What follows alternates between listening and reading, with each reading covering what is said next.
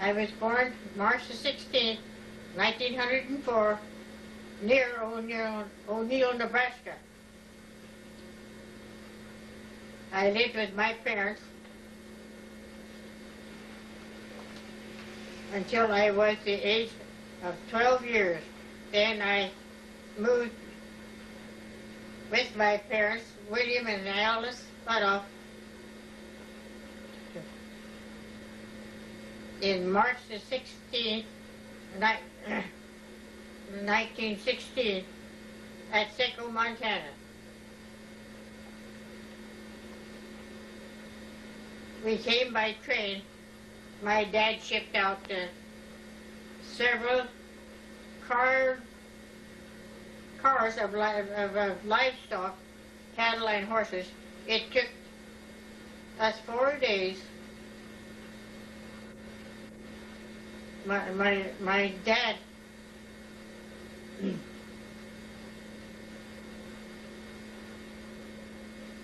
filed on a homestead soon, about 9 miles north of Seco. That summer he lived in a one-room tent and one one-room house, and a bigger tent.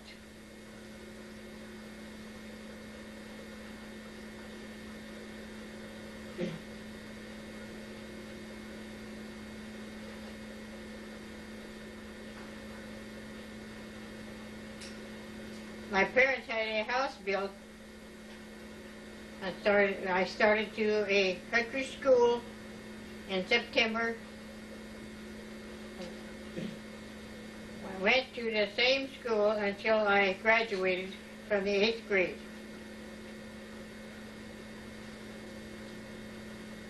The school from house, from home.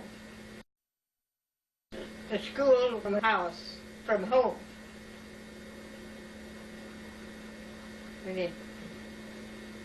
When I walked, I cut across and was only 3 miles. Also had a one-horse buggy and sled. Could drive in the wintertime.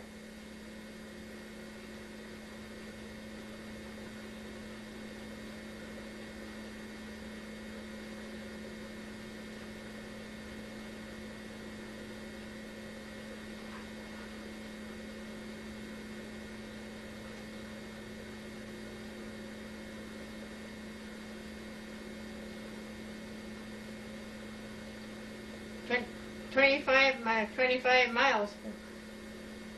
And deep snow, sometimes others were driving also, so the road was open. After I graduated from the 8th grade, I helped at home on the farm. When I was 20 years old, I was married to Vern Newton, April the 26th, 1924, at Malta, Montana. We moved to Seco, and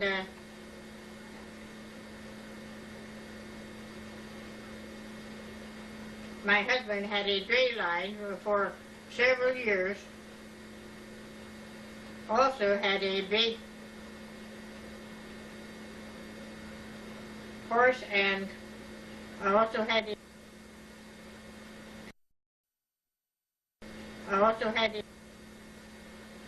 and would put up ice in the wintertime. It got 18 inches thick this spring and summer. He cut and delivered ice to fit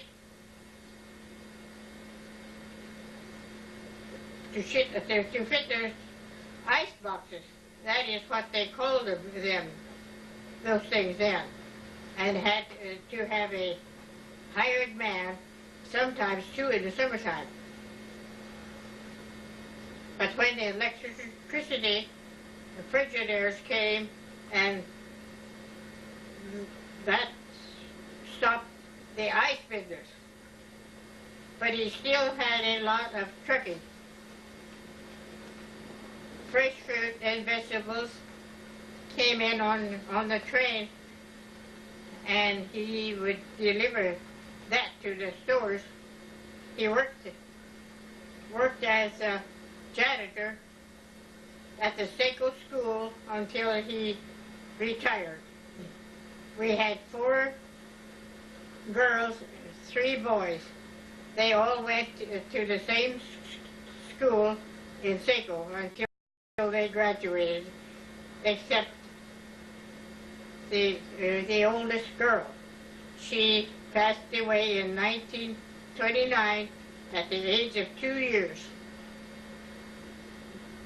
My husband passed away in 1963. I stayed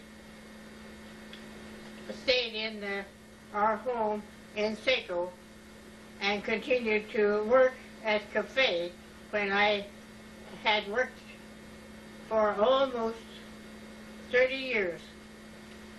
Then I rented the house a few years, and I moved to Oregon.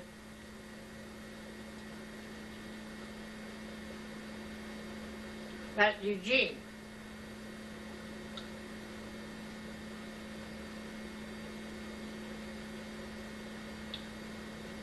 And I made my home with my son Archie and his family a few years later. I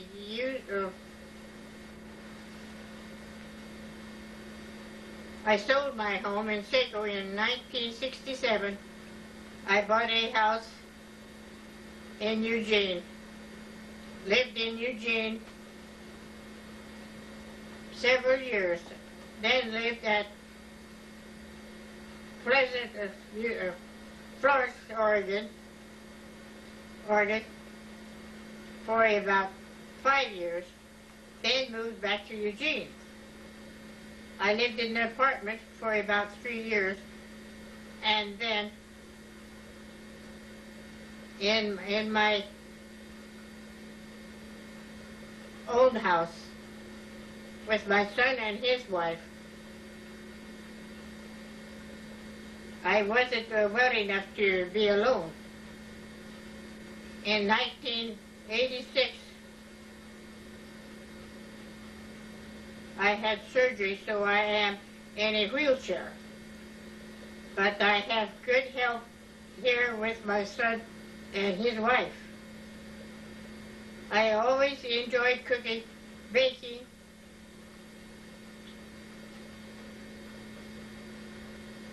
working with flowers and garden. Love to take trips and visit to different places. Things that are going on, like graduation, weddings, ball games, and so forth. Also like to go to the senior citizens Nortesian and help with different things going on. Had potluck every 4th Sunday each month. And after dinner, we would play games, sometimes would have several entertainment, music, and programs, and play bingo.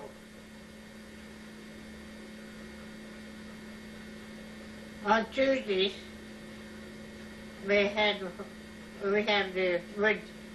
would play cards.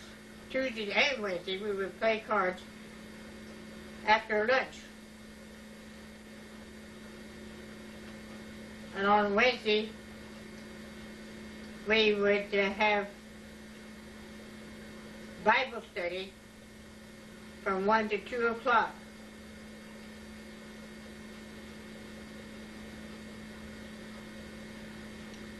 Which was very nice. I think that's about all I can remember right at this time. So, yeah. Well, that was pretty good, Mom. Now, do you mind if we ask you some questions? And then you answer them the best that you can remember? Yeah. Like, you was... Yeah, well, like I say, I can recopy this, and then you can add to it, add a little bit to it. It'll be a little bit, like you say, to add to it. Right there, yeah. Oh. Okay, now, you were born in O'Neill, Nebraska, or near there? Yeah. Okay, when you moved from Nebraska to Montana with your parents, how many children did your parents have at that time? They had the, see, all home, but let's see, 2. Oh, they still had the 5 boys and 5 girls. And there's all home, but 2. No, I'd say 3 children. But there's 3 children married at that time. At the time you moved to Montana? Yeah. Yes.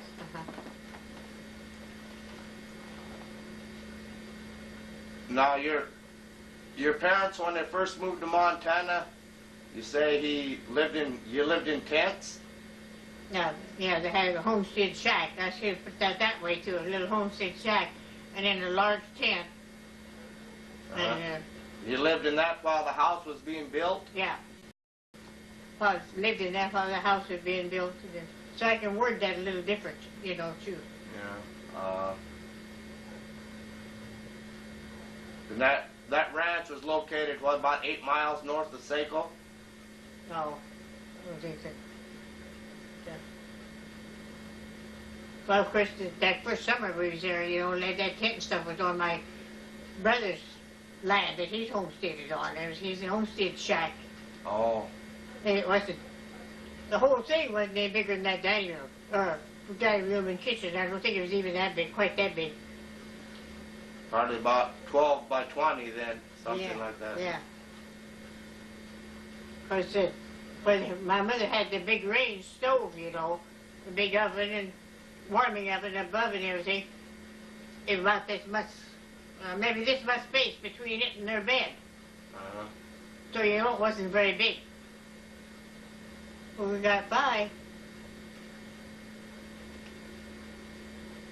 Well, you started school there Yeah. in Montana when you was 12 years old? Well, of course, that was March when we landed in there, so I suppose that coming fall, you see, about the time we moved in the house. Yeah, so you started school. You started, what, in about the 5th or 6th grade then? Yeah. And did your husband, or my dad, Vern, did he go to the same school? No, we went same. You both went to the same school? No. Well, the person that thinks, there's, like you say, there'll be things come up that you think of afterwards, You think about things. But then I didn't know about all that. I thought I had your dad's name included in there, what he did. I thought I did. Well, Dad didn't live too far from where you lived, did he? When you No. were kids? No.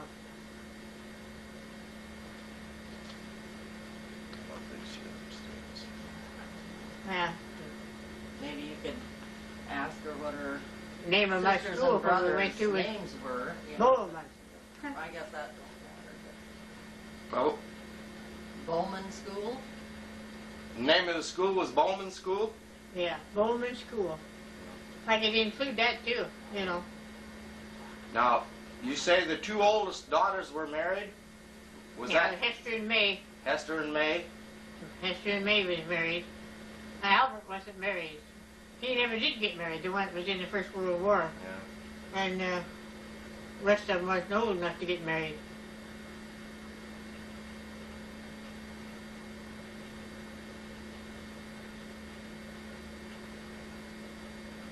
Austin was 21. About David's age, you know. After we moved and was in the house and everything, then he got acquainted with Dirty Limpke, you know. And they decided to get married. And of course my dad knew what the law was. He said to Austin, he said, you're not 21 yet. And he said, you wouldn't be able to get married without my signature that it was all right that you get married, or you get marriage license. Oh, I don't need anything to get marriage license and everything. My dad said, well, I'll write out, you know, but he would take it along. He said, I'll write out that it was all right for you to get marriage license and get married and everything.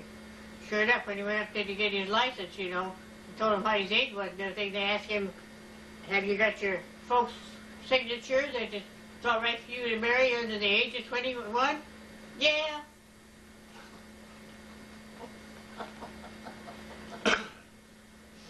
Thought he knew it all, huh? Yeah. But my dad knew he couldn't get marriage license without his consent, see? Okay, now So he told him. was Austin the oldest boy? No, Albert. Albert was the oldest boy? No, May's was older than Austin, and I didn't know that for, maybe 15 or 20 years ago. And I said, well, I always kind of thought Austin was the oldest. And she said, oh, no, it was Albert, or Hester's first. She was the oldest one of the family, and then it was, but then I lost one of that old black diphtheria. His name was Alfred. So it was Hester and Alfred, and he died, and then it was Albert. And then May, and then Austin. Okay. And then Laura, my sister that drowned. Uh-huh. Then Howard, and then me. Howard, and then you, and then Lester. He was born in 1902. Uh-huh. Then I was born in 1904. And then Lester and Leonard was the two youngest. Yeah. Then, and then Lester and Leonard and Layla. And Layla. Layla and Leonard were twins. Yeah. Of course, now between me and Lester, see, there's a little space in there with 7 years, six or 7 years. But I can soon figure it up. He'll be 79 and I'll be 86. Hey, I'm not much older than Lester, but they lost one that I know for sure, and his name was Henry. Oh. And, you know, I don't know how long he lived or anything like that. But it's in that their family record that I've got. My folks will say about he died, you know. Well, what all did your parents do now to support such a large family? What's that? Your parents, your mother and dad. Now they had the ranch north of Saco. They raised beef and had milk cow, I suppose, and chickens and everything. Yeah, yeah. And more or less supported the whole family off of the ranch. I have to write that down on a piece of paper, you know, so we can include that if we make another one, you know.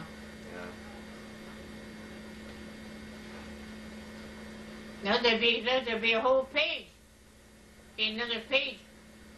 That's a pretty good sized family to have to support off a ranch like that. Oh yeah. Well, he brought, I think it was, well, at least 3 carloads of livestock. That's not more. 3 or 4 carloads. He had cattle and horses. I don't know if he had hogs or not, or whether he got them after he got to Montana. Then my dad homesteaded too, you know. It was kind of, in a way, when my brother Albert, called him Albert, but his first name was Charles. He come out here and homesteaded, you know, and he talked our folks into coming out and moving out to Montana and filing on the homestead. So that's what they did. Oh.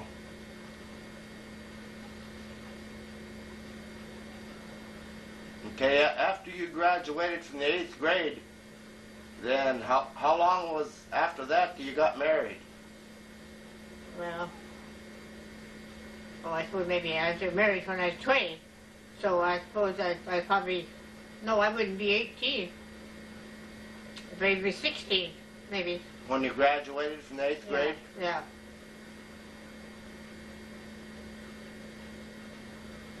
And then after you got married, you moved into Saco. Yeah. Then we moved right to Saco because your dad he already had the house that he was living in. It wasn't Moran's we're living in now. That's the first house we lived in. Oh, is that right?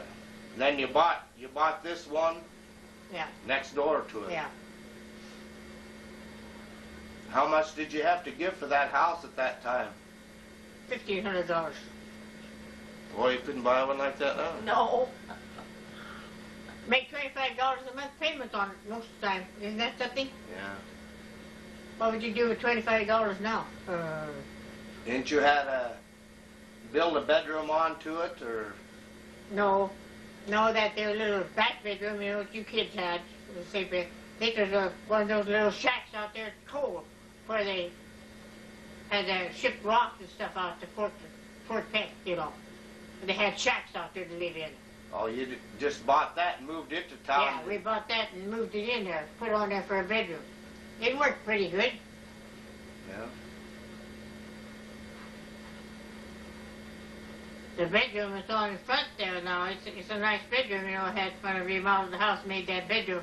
Dorothy Collins come over because she hadn't been over and since she started messing around with that. So she walked into that bedroom and she said, "Oh, Hazel!" And right kind of in one side, like, you know, almost the middle of the bedroom, only it was more down towards the end. They had that all finished, you know, with, well, I'd say like paneling and stuff, you know. It was there, and that was the corner of the house, corner of the bedroom. The old bedroom, the old bedroom. But you wouldn't believe it. Oh, you seen it, Lorraine.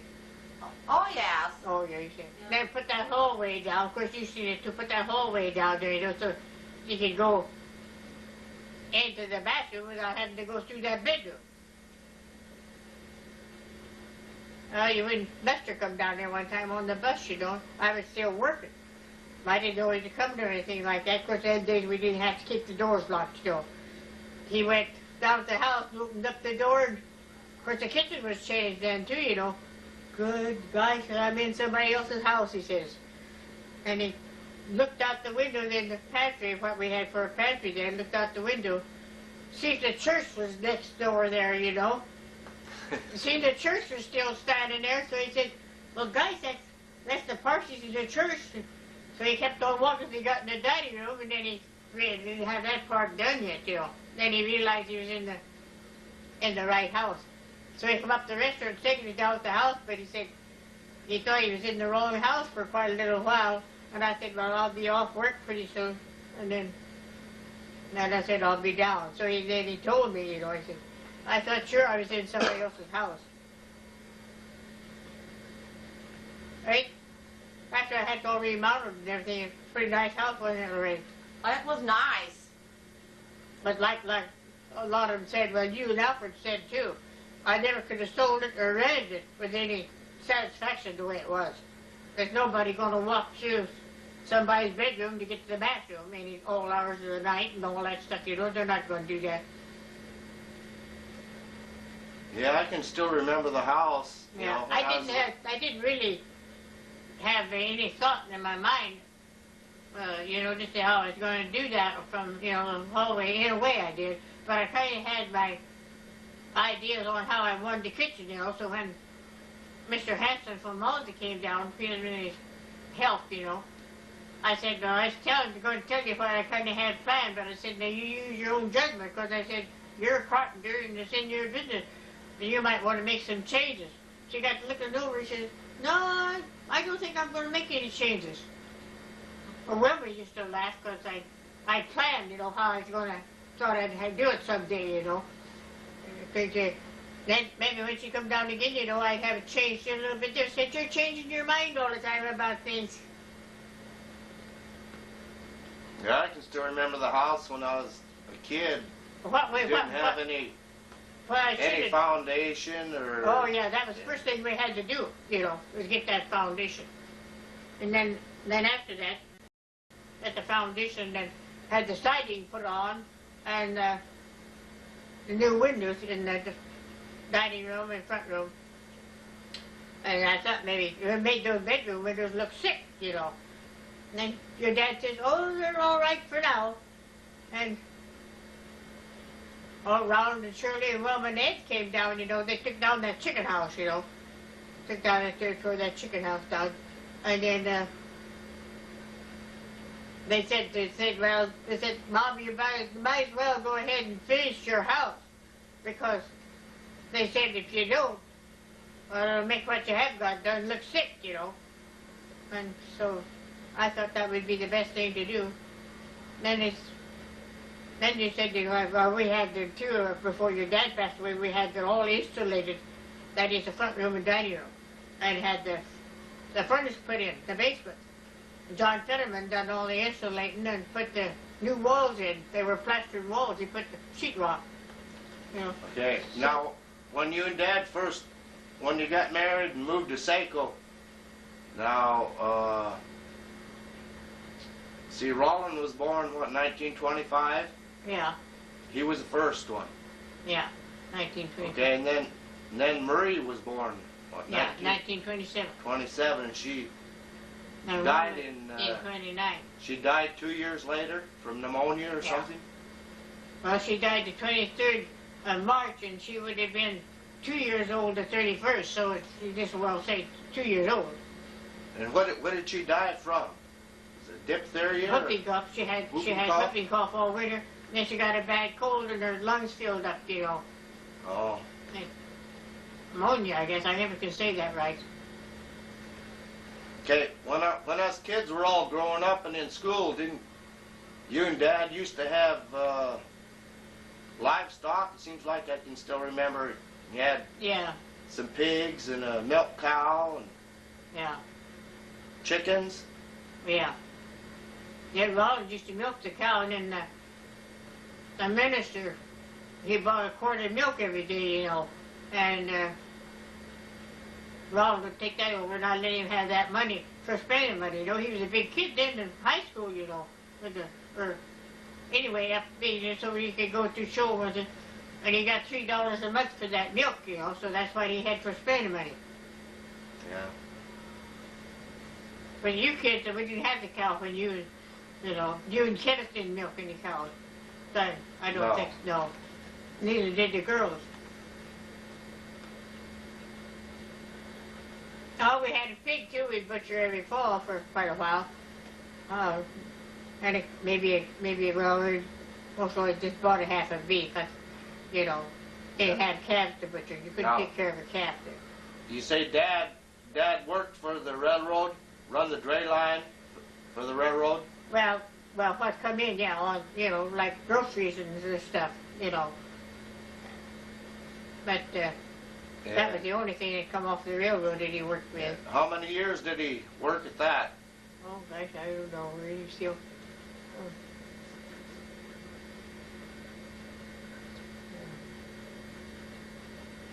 Quite a few years.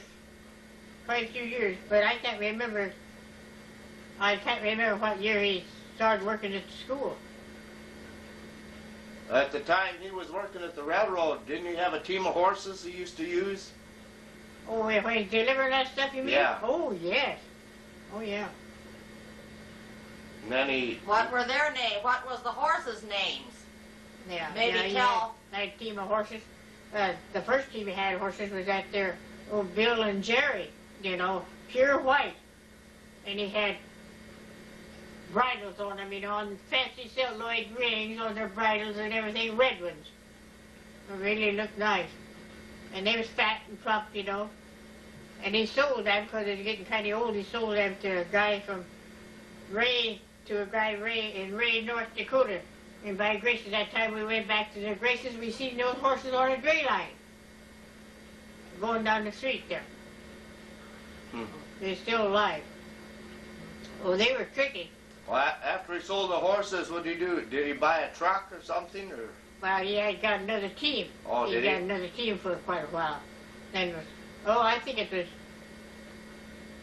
probably when Lorraine was a baby before he got a big truck. So he had a truck. He had a truck though all the time. Most of the time, because that's all we had to go in place in was a truck for a long time. Yeah, he had a truck. Yeah. Then he got a new truck about that time in March, in '32. Yeah. Was he still working for the railroad during the Depression years? Yeah.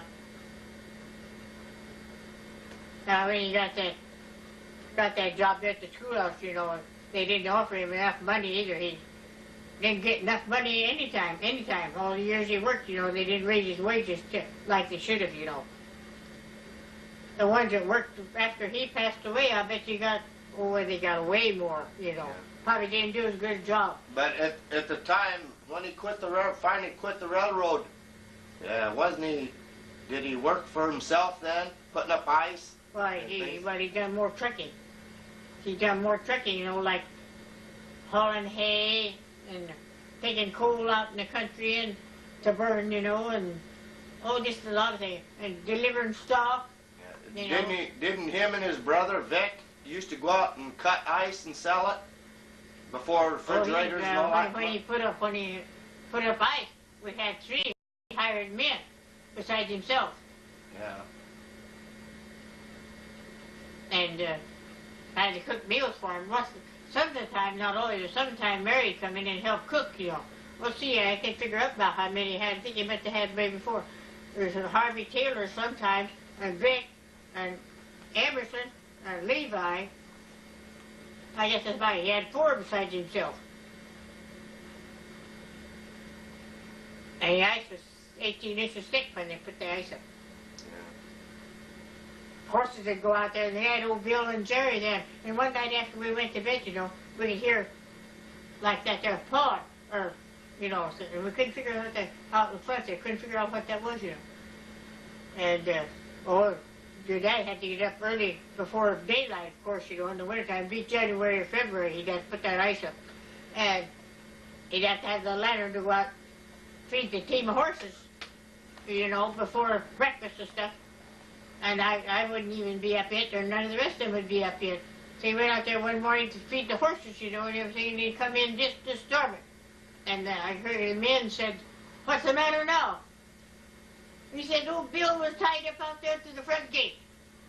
Somebody come in and got him out of the barn, so they stayed out there, tied him up there at that front gate. And that's where he was. That's what that throw. He was pawing the sidewalk, the wooden sidewalk then.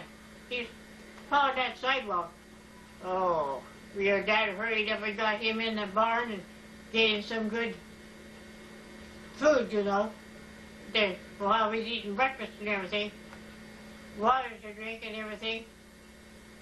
And boy, he went down there on the ice, and old Bill worked all day. Didn't bother him a bit. And your dad said, whoever done that figured that he'd be out of luck of taking old Bill down on the ice today. See? They got fooled on that.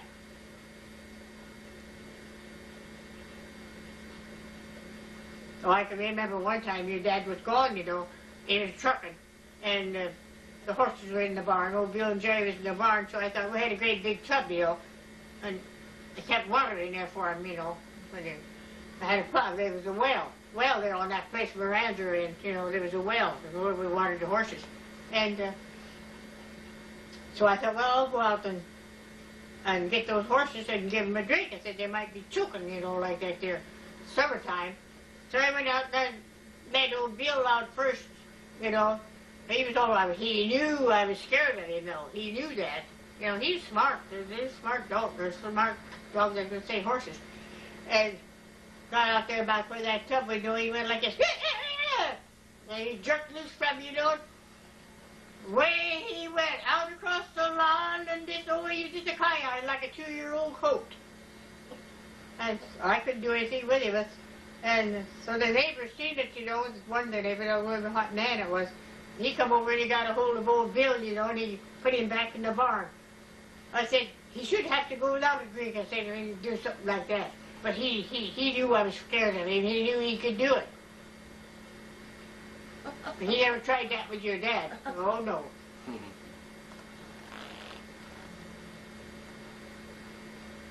Well, do you remember what year it was that you first started working at the restaurant there in Saco? When your dad started working? No, when you started working Oh. at the restaurant. Well, yeah. Well, the year you started school. Was it the year I started school? And you worked there for how long? About Well, until I came out here. David was a baby. I was out here just before David was born. That'd be about 30 years then. Yeah, see, close to it. Yeah, the same as 30 years. Did you ever get any vacations? Oh, just a few days. You know, like when your dad got on to school, working at school, he'd take a week's vacation. He was entitled to 2, but he never could swing it and get everything done and take two weeks off, except a couple of times. And I'd take that week off then, you see. And we'd go up to Rollins or up to Great Falls, you know, visit Wilma, and like that there. We never got any pay, no vacation pay. And remember one time when I got back, one of the customers said, well, they're around there all the time, it ain't their study all the time. They said, how does it feel to be on vacation with pay or something like that? I said, what do you mean with pay? Oh, he said, you must get pay on vacation with pay. I said, I haven't seen any. He looked kind of funny, you know. Which we didn't. Then you never got a red cent. If you lost a day, you lost your wages. You lost that day's wages. You had to work 7 days a week too, didn't ya? All the time. Yeah, You know. quite a bit. I did this first, but then I did later. Yeah. Oh.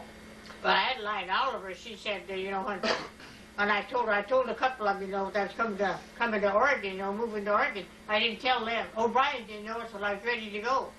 But I didn't tell them anything. And she said they'll have a hard time of finding somebody as steady as you are. And she said, that's wanting to work 7 days a week. She said they won't find them. I said, no, they won't. And Mrs.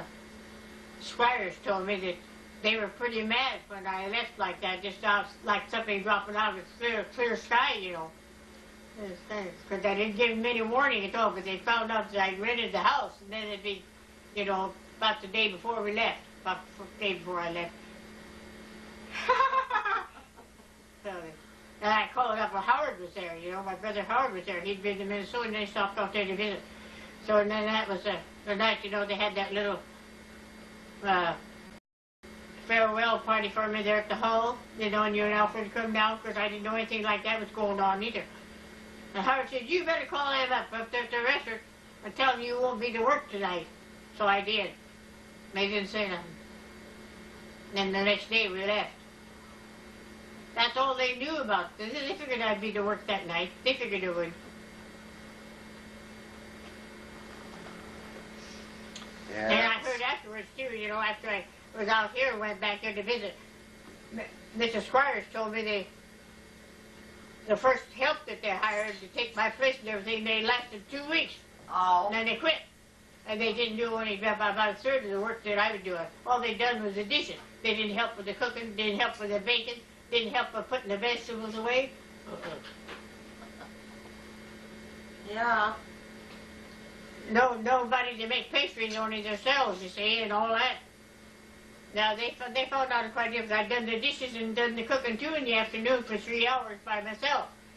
Kept the dishes up, and the orders had come in, besides getting the stuff ready to bake the next morning, you know, rolling out my pie crust and stirring up cookies, maybe sometimes stirring up salad dressing, and donuts, and all that stuff. I done all that. Now Besides, sometimes we're real busy. There's a lot of orders going out. you used to put in a lot of hours at that cafe, I know that. Oh, yeah. I never got out of there on time, hardly ever. Never. But you had to finish. Whatever you're doing, you had to finish, you know. But some of the help they had, they didn't finish. When their hour was up, they just left, you know. Well, you took care of your mother for a while too, didn't you? She lived Yeah, in well, Saco with altogether, I you? think probably a year Oh. altogether. She was there several months before she passed away, you know, and then they took her back out to the ranch. And Yeah. Mrs. Young come back, you know, to take care of her. She only lasted 3 days after she got back out the ranch. May and Hester said when they got here, especially May, you know, and then she went home during the time they were here, you know. Yeah. That they could tell that Mrs. Young kept her doped up quite a bit, you know, so she wouldn't be awake very much. Every so often they'd see her taking a pill in there. She didn't have anything like that. Only thing she had at my house was liquor, but the doctor ordered that. Yeah. You know, and I had it sitting up there on the dresser. I said to her one day, I said, maybe we better take that liquor bottles down off the dresser, because I said people might think that I've given that to you so you'd be kind of drunk or something like that there. No, you better leave it right there on the dresser, she said, so I left it there. And let them think what they want to. I thought, well, if they say anything, I'll tell them the doctor's orders. She said she was kind of, in a way, would get gangrene awful easy, you know. So he said, this will fight the gangrene. Oh. And I think that's what she got in the end. Oh.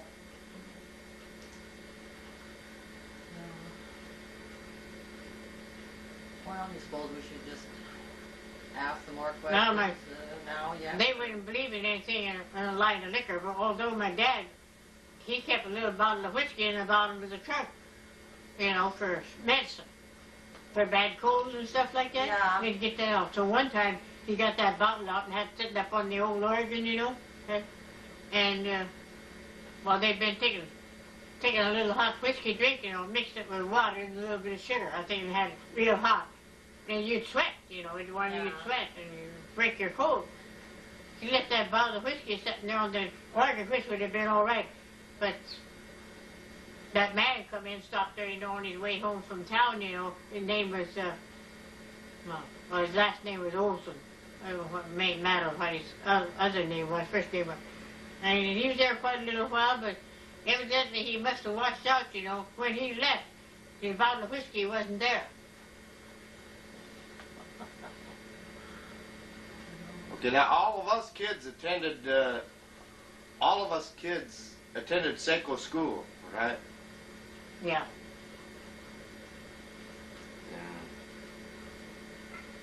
You and Dad were both working most of the time during those years, weren't you? Yeah.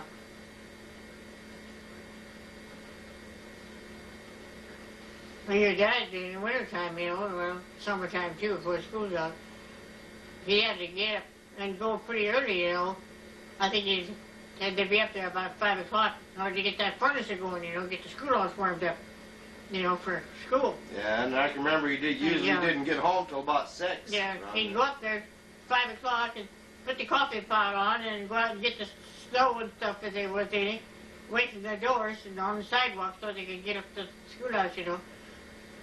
Then he fixed himself a lunch there in school, you know. They always had homemade breads and all different stuff like that, cheese and meat, whatever. But he didn't have time to eat at home, you know, just getting out of bed and eat. You don't do that anyway, you know, we get up. And so he make that pot of coffee. And each one day, one of his other teachers come down there and have a cup of coffee too, you know, before the day was out and everything. And so one day the coffee was getting low, you know, so my dad put a note up there, you know, on that there coffee maker, you know, I suppose one of them big ones like they have now in restaurants, you know. And he says, pay the kid here no coffee. And Roland went down there to get a cup of coffee, you know, and he seen that writing there. Oh, he says, I know that handwriting. So they donated a little money to help get some more coffee if they're going to come down there and drink coffee. Yeah, he put in a lot of hard hours there at that school. He had to stay there overnight sometimes, didn't he, when it was severely cold? Oh, I don't think so. No, I don't think so. But he walked back and forth all the time. Oh, yeah. He walked yeah, work. for a long time, yeah. Then you and Dad went several years without having any transportation at all, didn't you? Yeah, Nope. yeah. Didn't have a car. Of course, he was able to walk then, you know, and as far as the walking was concerned, that was good for him, too, you know. Because he'd done quite a bit of walking up there at school, too, you know. Yeah.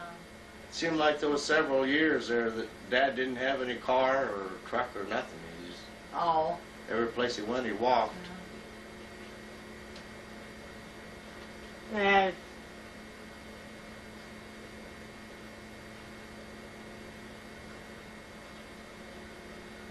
eh, I- Oh, I remember riding in the back, all of us kids riding in the back of the truck when we were little, you know, when we went someplace, when we went out to Grandma and Grandpa Butoff's or anything, and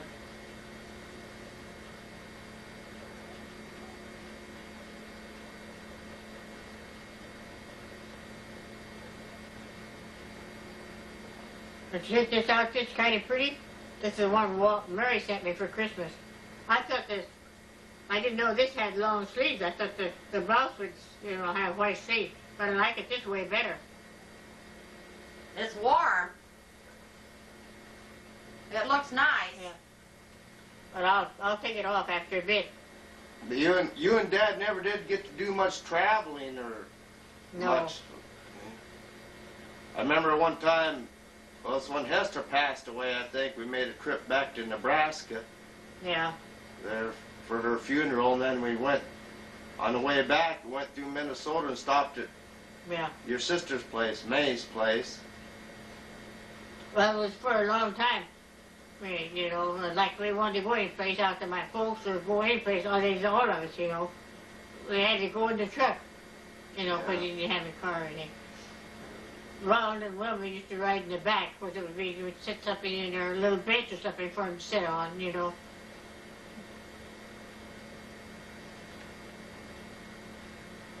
Well, you and Dad made a trip to California once, too, Yeah. Yeah, to Marion Waltz. yeah. That was the summer after Archie graduated. That summer, I mean. The same time he got graduated in the spring, I think we went that summer when he got his vacation. He didn't want to take 2 weeks then, you know, go to California, and we drove the car, that red car, down to Howard's, Oregon City, you know, that far. And then took the bus from Oregon City into California. And I kept telling him all the time, I said, not going to make it in a week. I said, you're going to have to take the 2 weeks. And I said, even if you have to work on Sundays to get things done before school starts, as I said, you're going to be on the road for most of half the time, you know, and everything. So he didn't say anything very much, you know, so I got busy to either send a card, I think I just sent a card to the superintendent. Now I told him that we wouldn't be able to make it in a week, and told him about what time we'd be home, you know, and everything. It was just fine with him, you know, he didn't make any difference to him. Your dad was trying to get back in a week. And I said to him, and he said, well, I'd probably make it back in a week. He said, I wouldn't bother to stop and see Earl right here in Portland, right close to Oregon City. I said, now that would be nice, wouldn't it? To pass your brother up, I said, right there, you might say, within a few miles. Which was, you know. Yeah. So I told him, I said, I already sent a postcard that said the superintendent, his name was Anderson, and I told him when we'd be home. I said we'd be home a certain date. This made exactly 2 weeks. He'd be back to go to work in 2 weeks. And, you know, we didn't have any time to kill. You know what I mean? Oh, it takes time traveling around to see everybody. And when we was in Portland, you know, when Earl's wife done the driving, and she took us down to, and Alice too, and Howard went too, had seen the Rose, what they call it, Rose Festival? yeah, parade. You know, Rose, that is the right name for it. Well, you know what I mean anyway, but have all those floats and everything. Oh, yeah, the Rose Parade. Yeah. Yeah. Oh, I bet that It was really nice. That's the first time we'd been in a place where we could see anything like that, you know. Well, when you guys went to California, did you go to Disneyland? Go see who? Disneyland. No. You didn't go to Disneyland. Oh, no. But I seen Disneyland after that, you know, after I retired myself, you might say, I went down, and Ron and Shirley was there at that time, you know. When Marion Waltz, and I went to Disneyland. Mary, she drove the car. She and I went over as far as Roland and Shirley had their trailer parked, you know, and then she turned the wheel over to Roland. She went driving farther than that, you know. So he drove them in. And it was nice.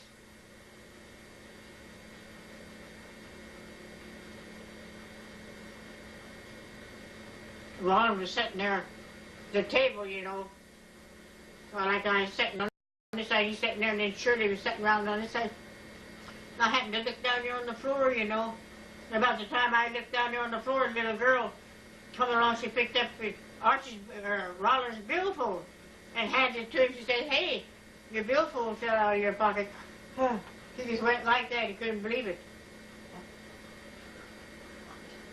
I just happened to spy it about the time she walked over and picked it up. Little girl about, well, probably 6, 7 years old.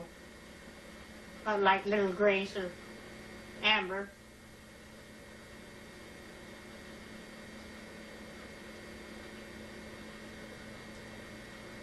Oh, it's easy to work out of your pocket if you aren't careful. Yeah. Oh. That time we went to Nebraska, you know, and you got out of the car, your billfold fell out of your pocket. I said, "Archie, look what you done." Yeah, I remember that.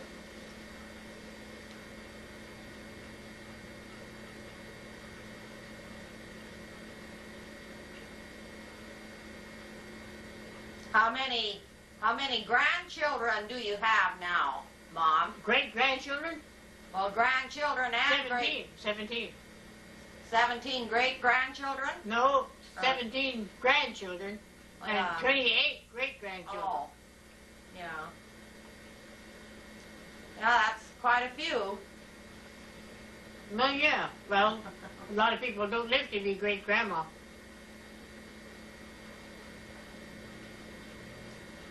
If Dawn had happened to have a baby now in a few years, you'd be great-grandma. Yeah, I know. That's what I'm worried about. Alfred will be great-grandpa if I can see him. Well, and you'll be great grandmother. Well, unless unless you'd have one, say, in 4 or 5 years, you'd still be quite a bit younger than I was, I think, when she was born.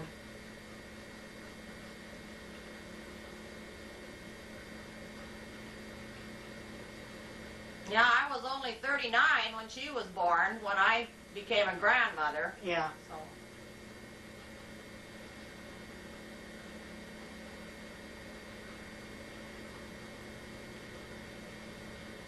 And Jeannie was your first grandchild, and she'll be 40 in 2 weeks. Now, I was telling Lorraine that the person don't think about you getting kind of old or anything like that until you reach that 40 mark. And then it seems like you begin to realize you're going up.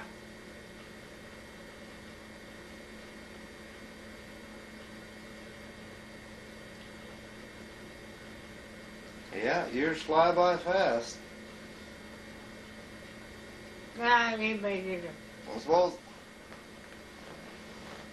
you've seen a lot of changes in life since you first moved to Montana in the early 1900s and everything. There's been a lot of changes. Yeah. In the country since then. At that time, they didn't have the airplane or nothing. No. They have automobiles when you first moved to Montana? Yeah, I think they had automobiles, but very few. Like Fords, you know, Ford's automobiles. And where you turned the gas on, it was like a little handle you'd pull down so far to speed up your car. Yeah, like the old Model T. Yeah. Then the lights that they had, I can remember that Howard had one of them. My brother Howard had his first car he had. When you'd want to shove your brakes on for something, you know, it would dim your lights. Just like that would be, you know, to dim your lights. And then one time he almost ran into a creek, you know. Yeah. He had to shove the brakes on, and then his lights went dim, you know. Then soon as you take the brake off, the lights would come on again. You know, that's crazy. When you need the lights on, they was off. They just dim, you know.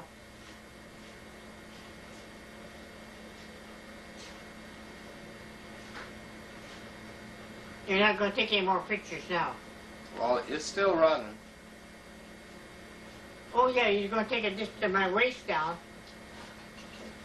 I'll just take a picture of her with my Did you, other camera here. did you want to take some pictures without? Yeah, with your little camera. Well, can you think of anything more that you'd like to say? So I'd like to take pictures that I can send to somebody, you know, but I don't want that paper in front We of me. might as well turn it off for now then. Okay.